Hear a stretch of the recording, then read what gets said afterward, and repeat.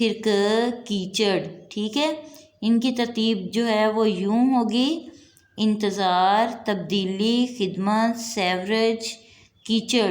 اس کو ایک دفعہ پھر میرے ساتھ پڑھیں: انتظار، تبدیلی، خدمت، سیوریج، کیچڑ۔ ایک دفعہ پھر دہرائیں: انتظار، تبدیلی، خدمت، سیوریج، کیچڑ۔ ٹھیک ہے بچوں، اب سمجھ آ گئی آپ کو الف بائی ترتیب کسے کہتے ہیں؟ الف بائی ترتیب الف ب پ ت کی ترتیب سے لکھے جانے والے حروف کو الف بائی ترتیب کہتے ہیں، ٹھیک ہے۔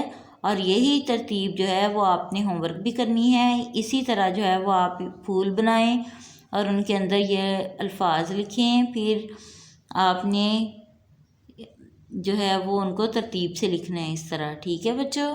امید ہے آپ کو سمجھ آ گئی ہوگی، اور کام جو ہے وہ بہت اچھا خوشگوار طریقے سے لکھ کے اس کی تصویر جو ہے وہ آپ نے آن لائن اسکول کے گروپ میں سینڈ کرنی ہے۔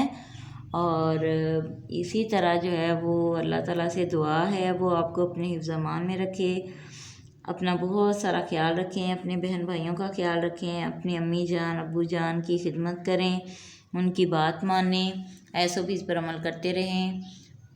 اور اسی کے ساتھ میں آپ سے اجازت چاہتی ہوں، فی امان اللہ۔